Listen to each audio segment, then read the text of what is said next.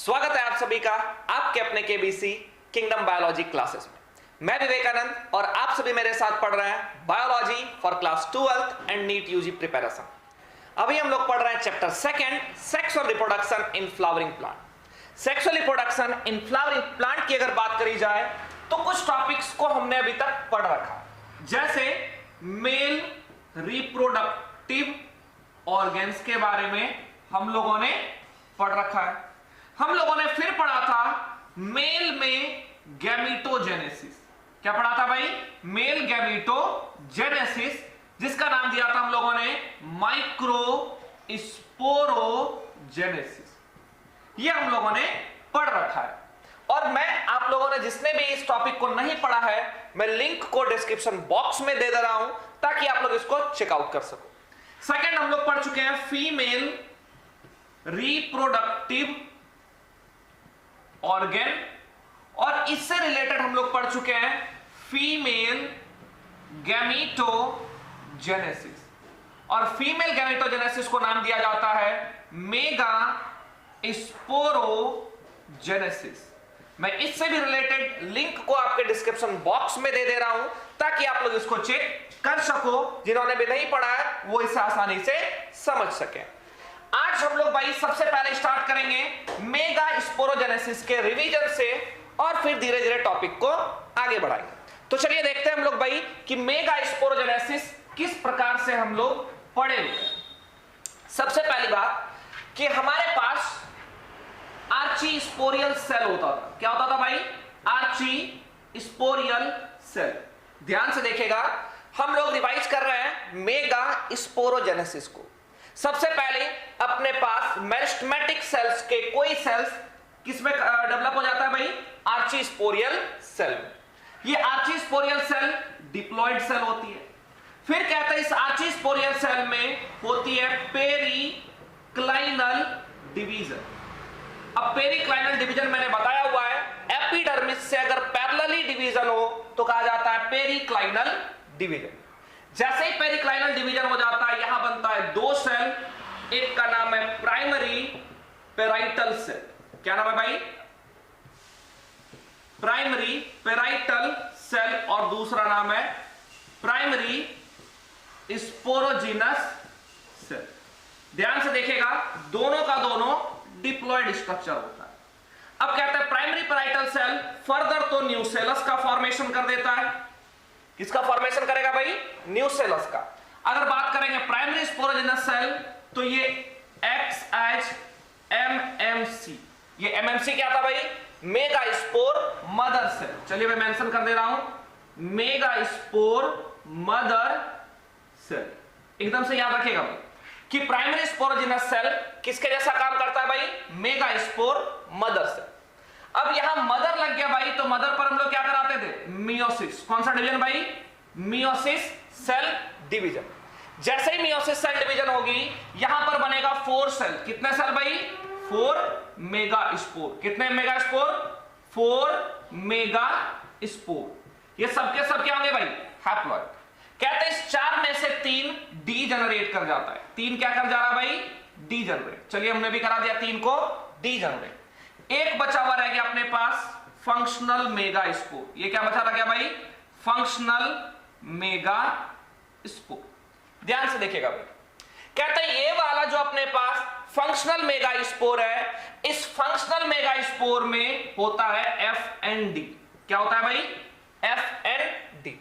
अब ये F and D क्या है? एफ एंड डी का मतलब होता है फ्री न्यूक्लियर डिवीजन। मतलब सिर्फ और सिर्फ न्यूक्लियस डिवाइड करेगा, यहां पर साइटोप्लाज्म में डिवीजन नहीं होती है।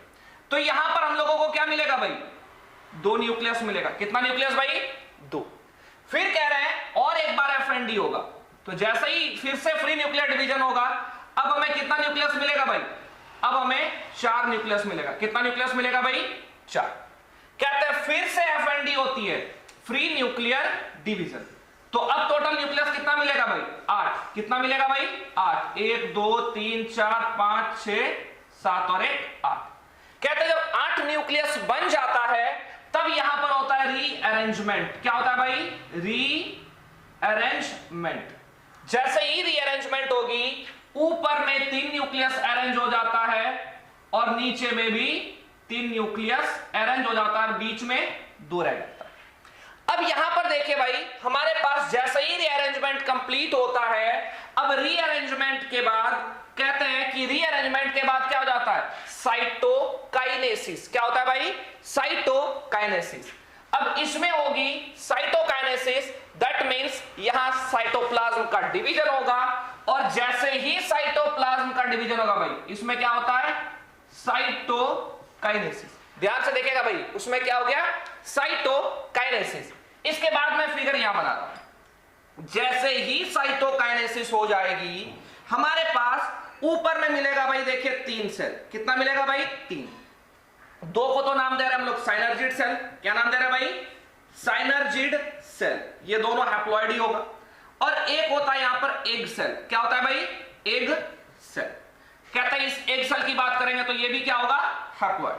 बीच में हम लोगों को 2 मिलेगा पोलर न्यूक्लियाई। क्या मिलेगा भाई, पोलर न्यूक्लियाई। ये भी क्या होता है, हैप्लॉइड। और नीचे में 3 मिलेगा भाई एंटीपोडल सेल। नीचे में क्या मिला भाई, 3 एंटीपोडल सेल। नीचे क्या होता है भाई, चला जा। नीचे क्या होता है, बेस पर चला जा। और ये ऊपर क्या बना है भाई,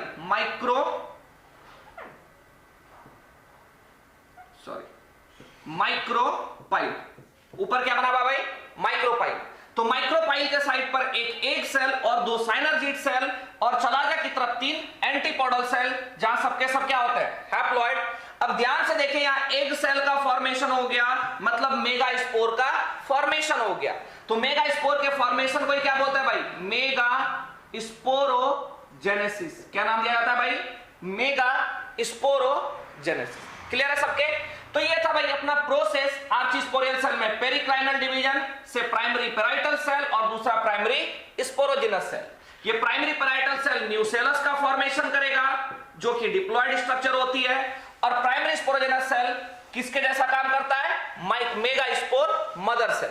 अब इसमें होती है मियोसिस, तो 4 मेगा स्पोर बनेगा, इसमें से 3 डीजनरेट कर जाता है, तो बचा रह जाता है 1। उसमें होती है एफ एंड डी, तो 2 न्यूक्लियस बन गया। फिर से फ्री न्यूक्लियर डिवीजन, तो 4 न्यूक्लियस। फिर से फ्री न्यूक्लियर डिवीजन, तो 8 न्यूक्लियस। अब 8 न्यूक्लियस का हो जाता है रीअरेंजमेंट, 3 ऊपर की ओर और 3 नीचे की ओर, बाकी 2 सेंटर पर। जो 3 ऊपर की ओर जाता है उसमें से एक एग सेल और 2 साइनर्जिड सेल बनाता है साइटोकाइनेसिस के बाद। बीच का 2 पोलर न्यूक्लियाई रह जाता है, और नीचे वाला 3 एंटीपोडल सेल बनाता है। इस तरीके से अपना मेगा स्पोर का फॉर्मेशन हो जाता है। तो इस प्रोसेस को नाम दिया गया मेगा स्पोरोजेनेसिस। भाई ये टॉपिक बहुत ही इंपॉर्टेंट है, इसलिए मैंने 2-2 दिन बताया। कल भी मैंने बताया था पिछले वीडियो में, और आज भी बता रहा हूं। तो इसको याद रखिएगा, यहां से 5 नंबर का क्वेश्चन आता है, describe the process of mega sporogenesis. बहुत ही आसान है अगर आप सीक्वेंस में याद रखें तो, अन्यथा ये बहुत ही मुश्किल दे देगी फिर आप लोगों को। तो चलिए भाई, अब टॉपिक को, आज के टॉपिक पर आते हैं। आज हमारे पास जो हमें सबसे पहले समझना है वो है फिलीफॉर्म एपरेटस। क्या है भाई, फिलीफॉर्म एपरेटस। चलिए मैं इसे रब कर देता हूं।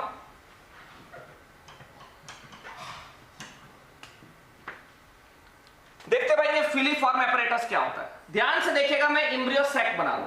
क्या बना रहा हूं भाई, एम्ब्रियो सैक। हम लोगों को सबको पता है कि नीचे की ओर, मैं बार बार नीचे वाला पोर्शन, नीचे क्या कहता है, ऊपर वाले को मैं नीचे बनाता हूं ताकि आप लोगों को समझ में आसानी से आए। देखिए भाई, मैं जो फिगर बना रहा हूं इसमें से ये तो हो गया अपना 2 साइनर्जिड सेल। ये दोनों क्या हो गया भाई, साइनर्जिड सेल। और यहां पर एक हो गया एग सेल। ये क्या हो गया, एग सेल। ये कौन से एंड की तरफ है, माइक्रोपाइल की तरफ। किसकी तरफ भाई, माइक्रोपाइल की तरफ। माइक्रोपाइल की तरफ साइनर्जिड सेल और एग सेल पाया जाता है। ये याद रखिएगा, पूछ देगा कि भाई ये माइक्रोपाइल की तरफ क्या मिलता है, synergid cell, egg cell, antipodal cell, या फिर साइनर्जिड और एग सेल दोनों। तो आंसर क्या दीजिएगा, एग सेल भी और साइनर्जिड सेल भी। अब देखिए, कहते हैं यहां साइनर्जिड के पास, किसके पास बात करी जा रही भाई, साइनर्जिड के पास कुछ फिंगर लाइक प्रोजेक्शंस होता है। क्या होता है भाई, फिंगर लाइक प्रोजेक्शंस। कहते हैं फिंगर लाइक प्रोजेक्शंस। देखिए भाई, मैं यहां लिख भी दे रहा हूं, ये आपका फिलीफॉर्म एपरेटस। क्या है भाई, फिलीफॉर्म एपरेटस। अब यहां इसके बारे में कुछ बातें जानते हैं हम लोग। क्या? तो कह रहे हैं ये जो फिलिफॉर्म एपरेटस है ये क्या होता है भाई? Finger like projection. इसी से डेफिनेशन भी निकल जाएगा भाई। कहते हैं ये अंगुली नुमा संरचना होती है। किसके द्वारा बनाई गई है? तो हम लोग बोलेंगे formed by outer wall of synergid cell. कहते हैं कि finger like projection formed by outer wall of synergid cell. काम क्या है इसका? जो काम है भाई ये क्या करता है? विच सिक्रीट्स, देखिए भाई, सिक्रीट्स केमिकल्स। क्या सिक्रीट करता है भाई? केमिकल्स विच अट्रैक्ट, ध्यान से देखिएगा, which attract pollen tube towards, कहां भाई? Egg cell. ध्यान से देखिएगा कि ये जो फिलिफॉर्म एपरेटस है ये कुछ ऐसे केमिकल्स का सिक्रीशन करता है जो पोलन ट्यूब को एग सेल की तरफ आकर्षित करता। तो डिफाइन कैसे करेंगे भाई? A finger like projections formed by outer wall of synergid cell which secretes chemicals that attracts pollen tube towards egg cell। ठीक है भाई? कहते हैं कि यही फिलिफॉर्म एपरेटस, इसका और भी एक काम है। क्या? तो ये न्यूट्रिएंट्स को, ध्यान से देखिएगा भाई, न्यूट्रिएंट्स को एब्जॉर्ब करता है। Absorb nutrients. क्या एब्जॉर्ब करता है भाई? न्यूट्रिएंट्स। कहां से? From nucellus. किससे एब्जॉर्ब कर रहा है भाई? न्यूसेलस से। ध्यान से समझिएगा कि इसके चारों तरफ क्या पाया जाता है भाई? न्यूसेलस। क्या पाया जाता है? न्यूसेलस। और ये मैंने बनाया है इम्ब्रियो सेक। क्या बनाया भाई? इम्ब्रियो सेक। कहते हैं ये फिलिफॉर्म इस न्यूसेलस से न्यूट्रिएंट्स को एब्जॉर्ब करता है और इम्ब्रियो सेक को प्रोवाइड करता है। तो क्या कहेंगे भाई कि filiform apparatus absorb nutrients from nucellus और किसको प्रोवाइड करता है? प्रोवाइड्स टू, किसे भाई? Embryo sac. किसको प्रोवाइड कर रहा है भाई? इम्ब्रियो सेक को। एकदम इंपॉर्टेंट है, अगर पूछा जाए कि इम्ब्रियो सेक को जो न्यूसेलस से न्यूट्रिएंट्स मिल रहा है ये किसकी मदद से मिल रहा है, तो आंसर दीजिएगा फिलिफॉर्म एपरेटस। क्या आंसर दीजिएगा भाई? Filiform apparatus absorbs nutrients from nucellus और किसको प्रोवाइड कर देता है? Embryo sac. तो ये भाई था आपके बारे, इसके बारे में इंफॉर्मेशन, फिलिफॉर्म एपरेटस। ठीक है? अब अपना नेक्स्ट टॉपिक है development of embryo sac. Topic डाल लीजिए भाई, डेवलपमेंट ऑफ इम्ब्रियो सेक। अब यहां देखिए भाई हम लोग क्या पढ़ने वाले हैं कि इम्ब्रियो सेक का डेवलपमेंट कैसे होता है। तो अपने पास देखिए भाई कई तरह के कंडीशंस मिलेंगे। सबसे पहला मोनोस्पोरिक डेवलपमेंट। अब ये मोनोस्पोरिक डेवलपमेंट क्या होता है? हम लोगों ने पढ़ा था कि जैसे ही मियोसिस होती है 4 मेगा स्पोर बनता है जिसमें से 3 डीजेनरेट कर जाता है जबकि एक फंक्शनल रह जाता है। अगर मियोसिस के बाद एक ही फंक्शनल मेगा स्पोर बचा रह जाए तो ऐसे कंडीशन को मोनोस्पोरिक कहा जाता है। क्या कहा जाता है भाई? मोनोस्पोरिक। मोनो का मतलब कितना हो गया भाई? एक ही फंक्शनल स्पोर रह जाता है तो क्या कहा गया है? मोनोस्पोरिक। तो क्या लिखेंगे भाई? व्हेन, या इसको लिख सकते हैं after meiosis only 1 mega spore remains functional. कहते हैं कि मियोसिस के बाद, किसके बाद भाई? मियोसिस के बाद सिर्फ एक ही मेगा स्पोर फंक्शनल रह जाता है, बाकी सब डीजेनरेट कर जाता है। ऐसे को कहा जाता है मोनोस्पोरिक। मोनो का मतलब क्या हो गया भाई? 1। इसके एग्जांपल की बात करेंगे तो मोस्ट एंजियोस्पर्म में ऐसा ही देखने को मिलता है। और पर्टिकुलर एग्जांपल आप चाहे तो पॉलीगोनम लिख सकते हैं। ठीक है? अब नेक्स्ट कंडीशन है अपने पास भाई दूसरा, देखिएगा भाई दूसरा कंडीशन है अपने पास बाइस्पोरिक। क्या है भाई? बाइस्पोरिक। अब नाम से ही क्लियर हो जा रहा है भाई कि बाई का मतलब क्या होता होगा? 2, तो मियोसिस के बाद अगर 2 मेगास्पोर फंक्शनल रहे और उससे कहानी आगे बढ़े तो कहा जाएगा बाइस्पोरिक। तो क्या लिखेंगे भाई, आफ्टर मियोसिस, किसके बाद भाई, मियोसिस के बाद 2 मेगास्पोर, कितने मेगास्पोर भाई, 2 मेगास्पोर, ध्यान से देखिएगा कितने megaspore, 2 megaspore remains functional.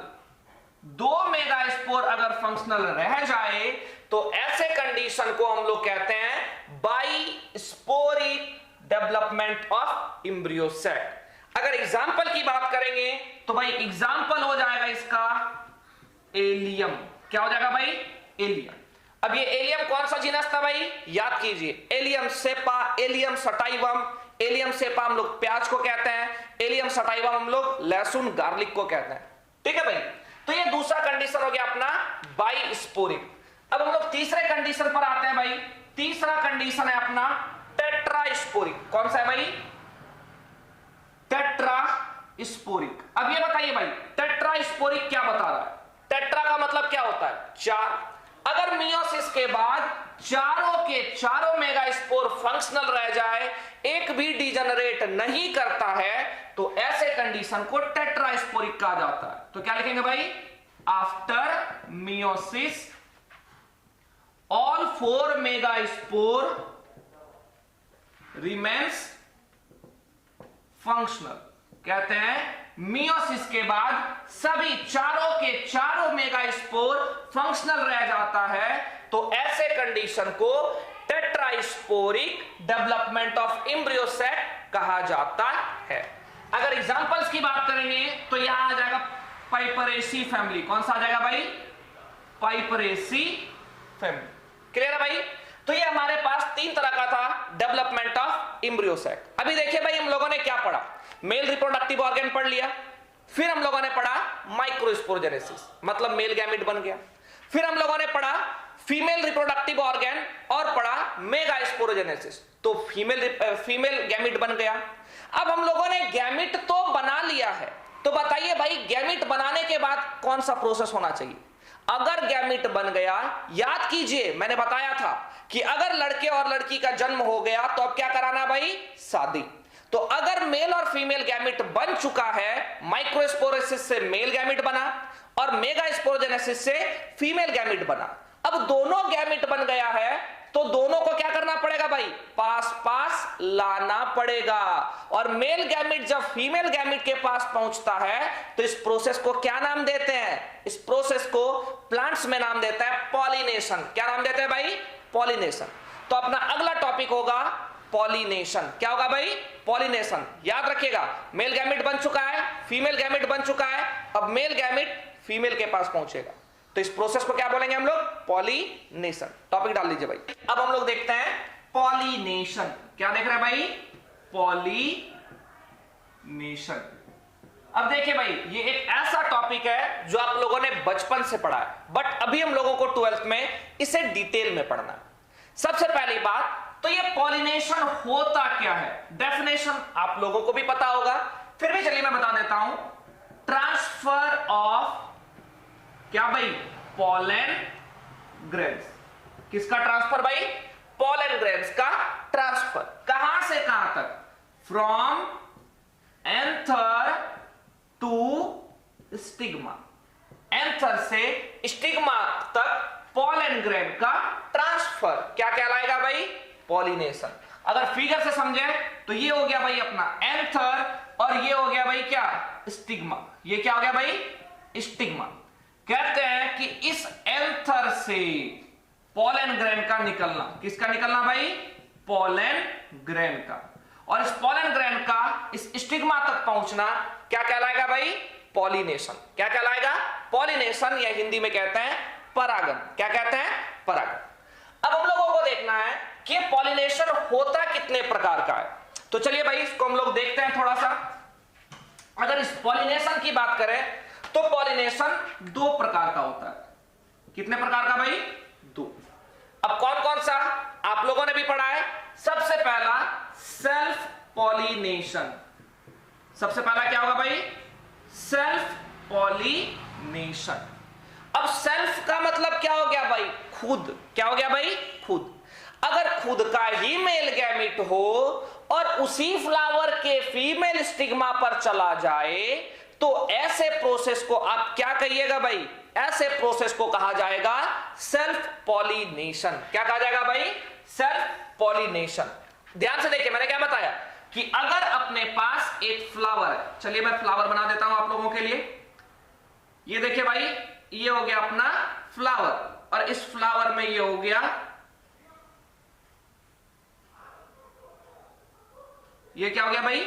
Stigma, और ये हो गया आपका एंथर। ध्यान से देखिएगा कि सेम ही फ्लावर में मेल भी है और फीमेल भी है, मतलब ये फ्लावर क्या हो जाएगा भाई? बाइसेक्सुअल। क्या हो जाएगा? बाइसेक्सुअल फ्लावर है। यहां के एंथर से पॉलन ग्रेन निकला और इस स्टिग्मा पर चला गया, तो ऐसे कंडीशन को क्या कहेंगे हम लोग? Self pollination. क्या कहेंगे भाई? Self pollination. इस सेल्फ पॉलिनेशन के लिए और एक वर्ड यूज किया जाता है, इसका नाम है ऑटोगेमी। क्या नाम है भाई? ऑटोगेमी। याद रखिएगा कि सेल्फ पॉलिनेशन को ऑटोगेमी भी कहते हैं। ऑटो का मतलब ही क्या होता है भाई? सेल्फ। अब दूसरी तरफ अपने पास है क्रॉस पॉलिनेशन। क्या है भाई? Cross pollination. मतलब इतना तो क्लियर है कि क्रॉस करके जा रहा है, मतलब खुद का तो नहीं होगा। मतलब यहां जो गैमेट होगा वो किसी और का होगा। यहां जो पॉलन ग्रेन स्टिग्मा पर जाएगा वो खुद के फ्लावर का नहीं होगा। ऐसे कंडीशन को कहेंगे हम लोग क्रॉस पॉलिनेशन। अगर बात करी जाए क्रॉस पॉलिनेशन की, तो इसको भी हम लोग डिवाइड कर लेते हैं पहले दो टाइप में और फिर समझते हैं। सबसे पहला अपने पास है गिटनोगैमी। क्या भाई? गिटनोगैमी। और दूसरा है अपने पास जीनोगैमी। कौन कौन सा बताया हमने भाई? एक तो गिटनोगैमी और दूसरा कौन सा है भाई? जीनोगैमी। अब दोनों को फिगर से समझिए तो ज्यादा आसानी होगी। देखिए कि जैसे ही अपने पास एक प्लांट है और इस प्लांट पर दो फ्लावर लगा हुआ है, ठीक है भाई? एक फ्लावर ये इधर बना हुआ है और एक फ्लावर इधर बना हुआ है। कहते हैं इस फ्लावर का, ध्यान से देखिएगा भाई, ये तो हो गया इसे फीमेल रिप्रोडक्टिव ऑर्गन में स्टिग्मा और ये हो गया भाई एंथर। और इस वाले फ्लावर का भी ऐसे ही हम लोग बना देते हैं। ये हो गया फीमेल रिप्रोडक्टिव पार्ट और ऊपर वाला हो गया स्टिग्मा और इधर से बना हुआ है एंथर। समझने का कोशिश कीजिएगा कि यहां प्लांट सेम ही है। प्लांट क्या है भाई? सेम, बस फ्लावर क्या हो गया है? डिफरेंट। मतलब सेम प्लांट के अलग अलग फ्लावर से एक से पॉलन निकल रहा है और दूसरे फ्लावर के स्टिग्मा पर लैंड कर रहा है। बट यहां क्या है? खाली फ्लावर अलग है लेकिन प्लांट क्या है? सेम। अगर प्लांट सेम है मतलब जेनेटिकली क्या है भाई? ये भी सेल्फ पॉलिनेशन ही होगा। मतलब आप गिटनोगैमी को जेनेटिकली क्या कह सकते हैं भाई? जेनेटिकली ये भी क्या हो गया? Self pollination. क्या हो गया भाई? Self pollination. लेकिन अगर इकोलॉजिकली बात करी जाए, कैसे बात कर रहे हैं? इकोलॉजिकली, क्योंकि भाई दोनों डिफरेंट फ्लावर्स का है, तो इकोलॉजिकली इसको हम लोग क्या बोलेंगे? Cross pollination. बहुत इंपॉर्टेंट भयंकर क्वेश्चन बनता है भाई यहां से, ठीक है? कि गिटनोगैमी सेल्फ पॉलिनेशन कहा जा सकता है किस बेसिस पर? तो आप लोग बोलिएगा जेनेटिकली इसको सेल्फ पॉलिनेशन कह सकते हैं, और इकोलॉजिकली क्योंकि डिफरेंट फ्लावर है तो इसको क्या कहा जाएगा भाई? Cross pollination. अगर प्रॉपर क्रॉस पॉलिनेशन की बात करेंगे तो वो होगा अपना जीनोगैमी। कौन सा होगा भाई? जीनोगैमी। कैसे? तो देखिए और समझिए। कहते हैं इसमें देखिए क्या होता है, ये अपने पास दो डिफरेंट प्लांट है। ये क्या भाई? दो डिफरेंट प्लांट और ये दोनों का फ्लावर। चलिए एक प्लांट यहां बना दे रहा हूं मैं और ये बन गया फ्लावर। कहते हैं कि दोनों का अपना मेल और फीमेल रिप्रोडक्टिव पार्ट भी बना देते हैं भाई। चलिए ये हो गया फीमेल और ये यहां पर हो गया मेल। चलिए भाई ये हो गया मेल। कहते हैं दो डिफरेंट प्लांट के फ्लावर से अगर पॉलन निकले और एक के एंथर से दूसरे के स्टिग्मा पर जाए तो ऐसे कंडीशन को जीनोगैमी कहा जाता है। ध्यान से फिर से समझिएगा, मैंने डायग्रामेटिकली बहुत अच्छे से बताया है कि सेल्फ पॉलिनेशन जब एक ही फ्लावर के एंथर से उसी फ्लावर के स्टिग्मा तक पॉलन ग्रेन का ट्रांसफर होगा तो क्या कहा जाएगा भाई, सेल्फ पॉलिनेशन। अब आते हैं क्रॉस पॉलिनेशन। तो क्रॉस पॉलिनेशन दो तरह का होता है, एक गिटनोगैमी और दूसरा जीनोगैमी।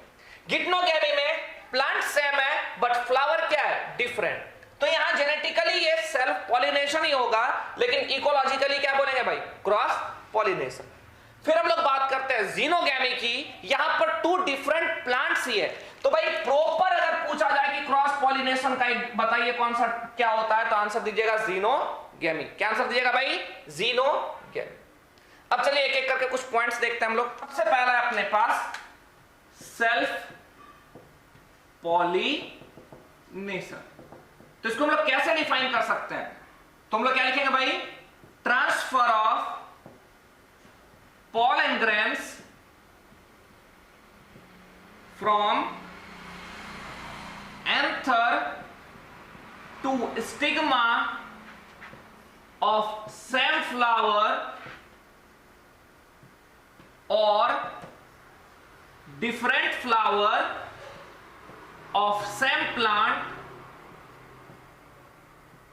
is known as क्या भाई, सेल्फ पॉलिनेशन। नोट कर लीजिएगा आप लोग, क्या कह रहे हैं कि ट्रांसफर ऑफ पॉलन ग्रेन्स। किसका ट्रांसफर भाई, पॉलन ग्रेन का ट्रांसफर। कहां से कहां तक, एंथर से स्टिग्मा तक।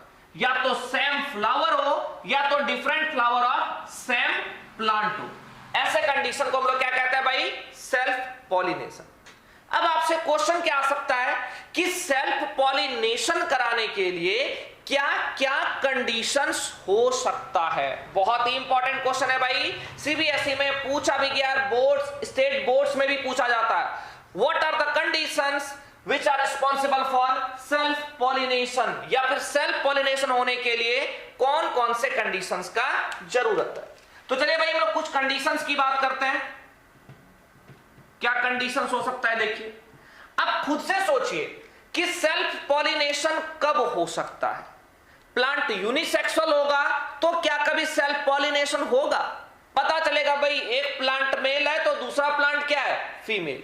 तो भाई एक फ्लावर में तो मेल और फीमेल नहीं होगा। अगर एक ही फ्लावर में मेल और फीमेल है, दैट मींस ये क्या करेगा भाई, सेल्फ पॉलिनेशन। तो पहला कंडीशन क्या होना चाहिए, प्लांट बाइसेक्सुअल होना चाहिए। क्या होना चाहिए भाई, बाइसेक्सुअल। दूसरे अगर हम लोग कंडीशन की बात करेंगे तो दूसरे कंडीशन में देखिएगा भाई कि अगर हम लोग बात करेंगे कि प्लांट का मेल और फीमेल गैमीट एक साथ ही मैच्योर होगा। सोच के देखिए, अगर प्लांट का मेल और फीमेल गैमीट अलग अलग टाइम पर मैच्योर हो रहा है, अभी मेल मैच्योर हो गया और फीमेल मैच्योर हुआ ही नहीं है, तो भाई ये मेल किसी और के पास चला जाएगा। मतलब दोनों को एक साथ मैच्योर होना जरूरी है। तो हम लोग क्या लिखेंगे भाई, दूसरा condition, male and female gamete should mature at same time. कहते हैं कि मेल और फीमेल गैमीट एक ही समय पर मैच्योर होना चाहिए। ऐसे कंडीशन को हम लोग क्या नाम देते हैं भाई, ऐसे कंडीशन को हम लोग देते हैं होमोगैमी। क्या नाम देता है भाई, होमोगैमी। तो सेकंड वाले के लिए क्या वर्ड यूज करेंगे हम लोग, होमोगैमी। अब ये होमोगैमी क्या हो गया, जब मेल और फीमेल गैमीट एक साथ ही मैच्योर होता है तब हम लोग इसे क्या नाम देते हैं भाई, इसे नाम देते हैं होमोगैमी। तो दूसरा फ्लावर क्या होना चाहिए भाई, होमोगैमस होना चाहिए। तीसरा अपने पास कंडीशन है, देखिए भाई कि फ्लावर अगर बंद हो, सोचिए कि फ्लावर क्या है भाई, बंद है, तो मेल भी अंदर ही पैक्ड है और फीमेल भी अंदर ही पैक्ड है। मतलब मेल वाले के पास कोई ऑप्शन ही नहीं है, वहीं के फीमेल के पास जाना पड़ेगा। अगर ऐसा कंडीशन हो जाए तो हमेशा ही क्या होगा भाई, सेल्फ पॉलिनेशन। मतलब यहां फ्लावर कैसा होना चाहिए, क्लोज्ड फ्लावर, और क्लोज्ड फ्लावर को हम लोग कहते हैं क्लिस्टोगैमस। तो फ्लावर यहां क्या होना चाहिए भाई, क्लिस्टोगैमस। अगर फ्लावर खुला रहता तो हो सकता है कि पॉलन उड़ के किसी अदर फ्लावर पे चला जाए, नहीं, यहां फ्लावर क्या है भाई, बंद है। तो बंद फ्लावर को क्या नाम देते हैं, क्लिस्टोगैमस। तो भाई सेल्फ पॉलिनेशन के लिए हम लोगों ने तीन कंडीशन देखा बहुत ही इंपॉर्टेंट है, फ्लावर को बाइसेक्सुअल होना चाहिए, फ्लावर को होमोगैमस होना चाहिए और फ्लावर क्लिस्टोगैमस होना चाहिए। ये क्या भाई? Closed flower. ऐसे फ्लावर जो हमेशा क्या होता है? बंद रहता है। उसमें क्या देखने को मिलेगा हमें? Self pollination. अगर एग्जाम्पल की बात करेंगे तो एक बहुत ही बेहतरीन सा एग्जाम्पल है सेल्फ पॉलिनेशन के लिए, लिख लीजिएगा पी। क्या लिखिएगा भाई? मटर। मटर में क्या होता है? मटर में सेल्फ पॉलिनेशन ही होता है, वहां क्लिस्टोगैमस फ्लावर होता है। ये जेनेटिक्स में भी ये वर्ड यूज होगा। ठीक है भाई। अब हम लोग देखते हैं नेक्स्ट क्रॉस पॉलिनेशन। चलिए भाई, दूसरा है अपने पास क्रॉस पॉलिनेशन।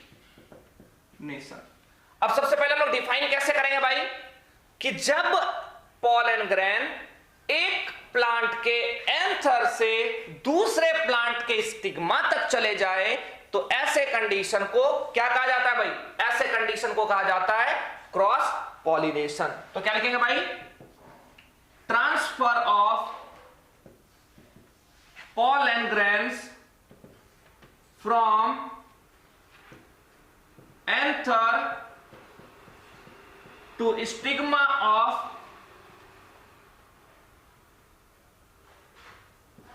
flowers of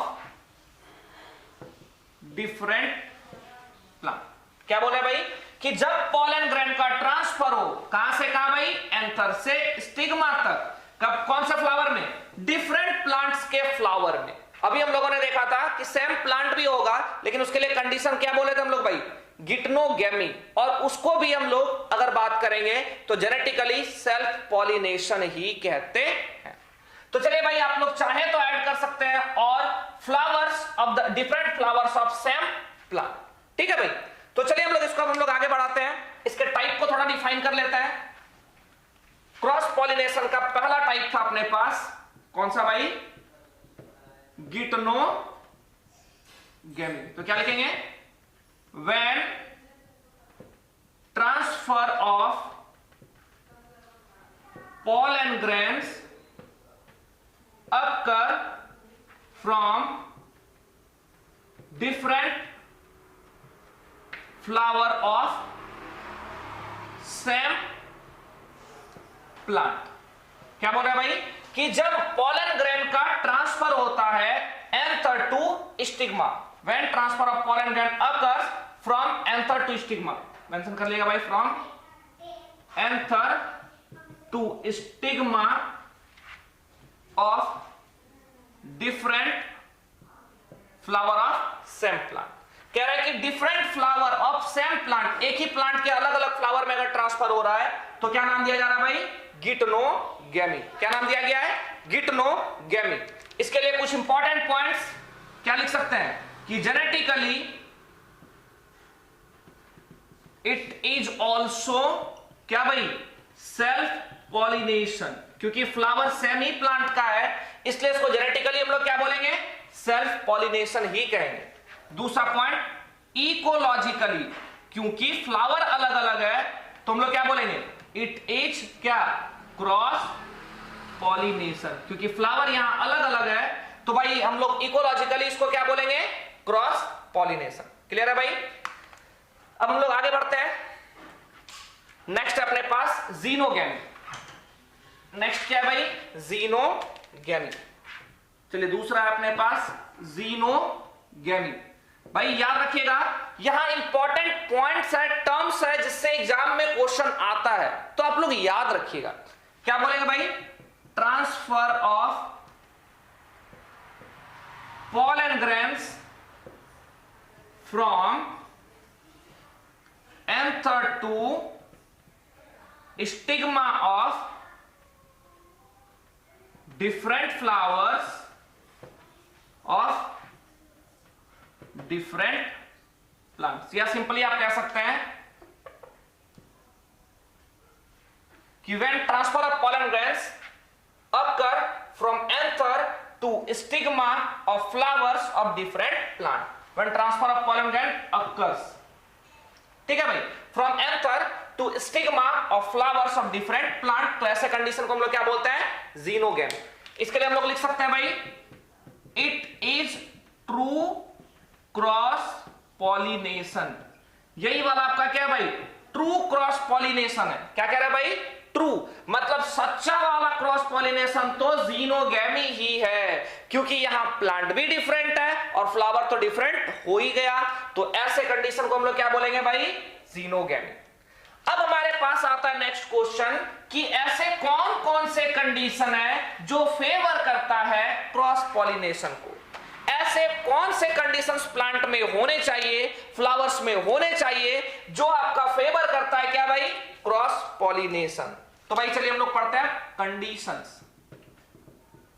तो अगर कंडीशंस की बात करें, सबसे पहला कि अगर फ्लावर या प्लांट यूनिसेक्सुअल हो। क्या हो भाई, यूनिसेक्सुअल मतलब कि यहां प्लांट में, फ्लावर में या तो मेल है या तो फीमेल है, दोनों एक साथ नहीं है। जब दोनों एक साथ नहीं है मतलब इसको किसी ना किसी के पास जाना पड़ेगा, तो इसको हम लोग क्या बोल रहे हैं भाई, यूनिसेक्सुअल। अगर यूनिसेक्सुअल फ्लावर हुआ तो क्या होगा भाई, क्रॉस पॉलिनेशन।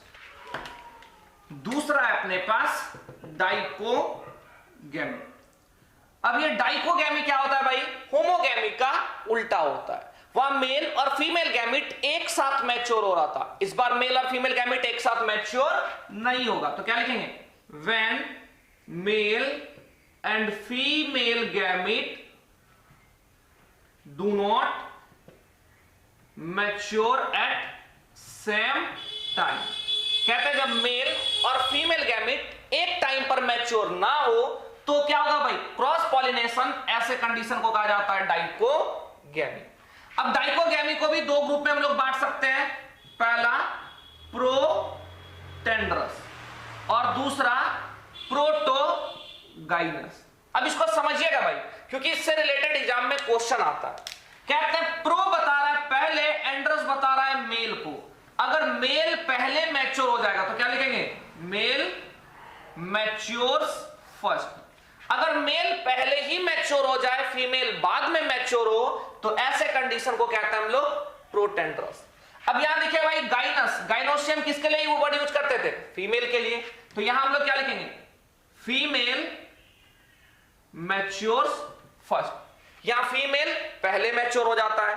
अगर एग्जांपल की बात करेंगे तो इसका एग्जांपल लिख सकते हैं भाई आप, राइस, और इसका एग्जांपल हो जाएगा कॉटन, सनफ्लावर। कौन कौन सा एग्जांपल हो जाएगा भाई, कॉटन और सनफ्लावर। इसमें और भी एग्जांपल आप लिख सकते हैं भाई, बेनियम। मतलब यहां मेल पहले मैच्योर हो जा रहा है तो प्रोटेंड्रस, फीमेल पहले मैच्योर हो जा रही है तो प्रोटोगाइनस। अगर हम लोग अब थर्ड कंडीशन की बात करेंगे तो तीसरा कंडीशन हो जाएगा चेस्मोगैमस। अब ये चेस्मोगैमस क्या है भाई, क्लिस्टोगैमस का अपोजिट। क्लिस्टोगैमस में फ्लावर बंद रहता था, चेस्मोगैमस में फ्लावर ओपन रहेगा। तुम लोग क्या लिखेंगे भाई, फ्लावर रिमेन्स ओपन। फ्लावर यहां क्या रहता है भाई, खुला। ऐसे फूल जो खुला ही रहता है उसमें कहीं से भी पॉलन एंट्री कर सकता है या फिर वहां से पॉलन बाहर जा सकता है, तो वहां क्रॉस पॉलिनेशन को ज्यादा फेवर किया जाएगा। तो वो क्या बता रहा है भाई, क्रॉस पॉलिनेशन होगा वहां पर, ठीक है। और एक कंडीशन है अपने पास जो जेनेटिक्स से रिलेटेड है, उसको भी समझ लीजिए आप लोग। एक है सेल्फ इनकॉम्पैटिबिलिटी। चौथा कंडीशन क्या है भाई, सेल्फ इनकॉम्पैटिबिलिटी। कहते हैं कि जब अगर ये हमारे पास देखिए भाई, ये हो गया फ्लावर का फीमेल वाला पार्ट और ये हो गया मेल वाला।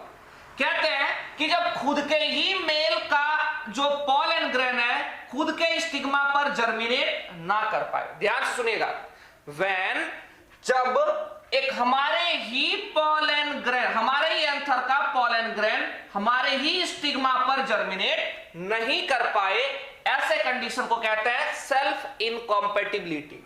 मतलब अब यहां किसी और का पॉलन ग्रेन चाहिए होगा, तो बताइए जब किसी और का ले रहे हैं तो क्या आ जाएगा भाई, क्रॉस पॉलिनेशन। तो डिफाइन कैसे करेंगे भाई, डिफाइन करेंगे inability of the pollen grains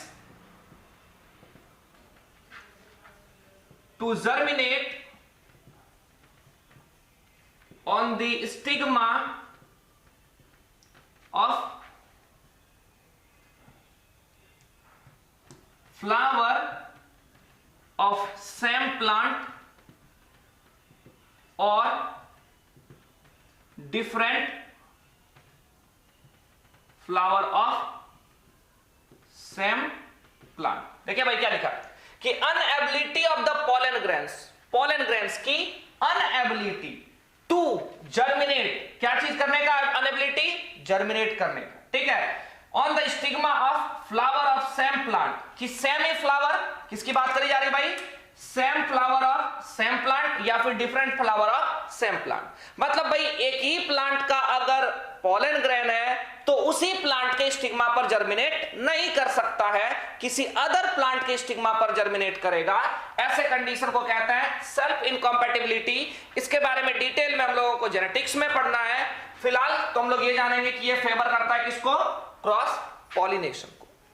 अब अपने पास हम लोगों को पढ़ना है वेरियस मीन्स ऑफ क्या, पॉलिनेशन, कि किस किस तरीके से पॉलिनेशन हो सकता है, उसके बारे में हम लोगों को पढ़ना है। चलिए भाई, अभी हम लोग देख रहे हैं मेथड्स ऑफ क्रॉस पॉलिनेशन। तो सबसे पहला है अपने पास, देखिएगा एनिमोफिली। क्या भाई, एनिमोफिली। अगर एयर के थ्रू पॉलिनेशन होता है तो ऐसे कंडीशन को कहते हैं एनिमोफिली। ये मिलेगा मेज और सीरियल्स वगैरह में देखने को। यहां एक क्वेश्चन पूछा जाता है जो बहुत ही इंपॉर्टेंट है कि अगर एनिमोफिली हो रहा है तो यहां पर जो अपने पास पोलन ग्रेन है वो कैसा होना चाहिए। तो आंसर दीजिएगा भाई कि पोलन ग्रेन लाइट वेट वाला होना चाहिए, पोलन ग्रेन ड्राई होना चाहिए ताकि उसको उड़ने में आसानी हो, पोलन ग्रेन्स का नंबर ढेर सारा होना चाहिए ताकि एश्योरिटी बढ़े। पूछा जाएगा कि स्टिग्मा कैसा होता है तो आप लोग बोलिएगा कि यहां जो स्टिग्मा होती है वो स्टिकी होती है ताकि पोलन ग्रेन्स आसानी से चिपक सके। फिर अपने पास दूसरा है भाई हाइड्रोफिली। क्या है भाई, हाइड्रोफिली। हाइड्रो का मतलब होता है वाटर, अगर वाटर के थ्रू पॉलिनेशन होती है तो हम लोग कहते हैं हाइड्रोफिली। अब यहां दो वर्ड अपने पास, एपीहाइड्रोफिली और हाइपोहाइड्रोफिली। अगर पानी के ऊपर से पोलन ग्रेन जाएगा तो एपीहाइड्रोफिली और पानी के अंदर से जाएगा तो हाइपोहाइड्रोफिली, क्योंकि एपी का मतलब ही ऊपर होता है और हाइपो का मतलब क्या होता है भाई, नीचे। इसका एग्जांपल एपीहाइड्रोफिली का वेलिशनेरिया और हाइपोहाइड्रोफिली का एग्जांपल हाइड्रिला। क्या होता है भाई, हाइड्रिला। अब चलिए भाई हम लोग देखते हैं कि अगर एनिमल्स के द्वारा पॉलिनेशन होता है तो उसे क्या कहते हैं। एनिमल्स के द्वारा अगर पॉलिनेशन हो तो उसे कहा जाता है जूफिली। क्या कहा जाता है भाई, जूफिली। जूफिली में सबसे पहला कैटेगरी है एंटोमोफिली। अगर इंसेक्ट के द्वारा होता है तो एंटोमोफिली। एग्जांपल में रोज और लेमन दे सकते हैं। इंसेक्ट में कौन कौन सा हो सकता है भाई, वास्प हो सकता है, हनी भी हो सकता है और बटरफ्लाई वगैरह हो सकती है। फिर हम लोग बात करेंगे नेक्स्ट तो ऑर्निथोफैली है। अगर बर्ड्स के द्वारा पॉलिनेशन होता है तो ऑर्निथोफिली। एग्जांपल में हम लोग बेगुनिया प्लांट्स दे सकते हैं और बर्ड का नाम हो जाएगा हमिंग बर्ड। फिर अपने पास है चिरोप्टेरोफिली। अगर बैट चमगादड़ के द्वारा होती है तो हम लोग क्या बोलेंगे भाई, चिरोप्टेरोफिली। एग्जांपल में हो जाएगा प्लांट में बोहुनिया। क्या हो जाएगा भाई, बोहीनिया। फिर अपने पास है मार्मेकोफिली। कहते हैं यहां पर एंट के द्वारा, चींटियों के द्वारा पॉलिनेशन होता है। एग्जांपल में आप मैंगो दे सकते हो। फिर अपने पास है मलेकोफिली। यहां पॉलिनेशन स्नेल्स के द्वारा होती है। एग्जांपल में आप क्रायसैंथेमम दे सकते हो।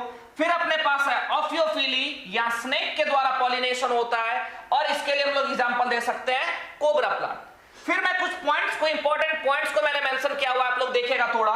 सबसे पहले कोरल प्लांट। कहते हैं कोरल प्लांट्स में पॉलिनेशन स्क्विरल्स और क्रो के द्वारा होता है, गिलहरी और कौवे के द्वारा।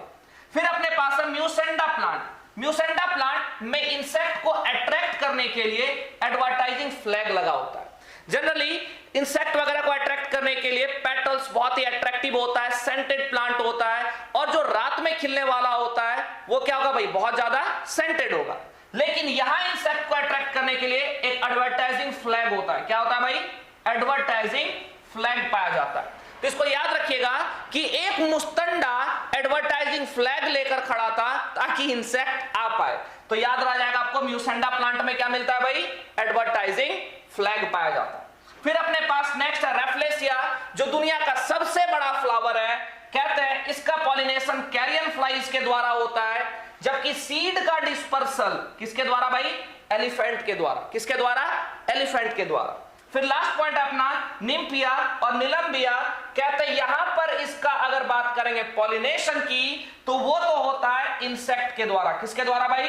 इंसेक्ट के द्वारा। देखिए मैंने लिखा हुआ एंटोमोफिली, तो ये किसके द्वारा होगा? इंसेक्ट के द्वारा। लेकिन ये रहता कहां है भाई? पानी में। मतलब ये ऐसा प्लांट है जो पानी में रहते हुए भी किससे करा रहा है भाई पॉलिनेशन? इंसेक्ट से। तो याद रखिएगा, बहुत ही इंपॉर्टेंट है कि निम्फिया और निलंबिया में ये पानी में रहते हुए हाइड्रोफाइट्स होते हुए भी यहां पॉलिनेशन किसके द्वारा होता है भाई? इंसेक्ट के द्वारा होता है।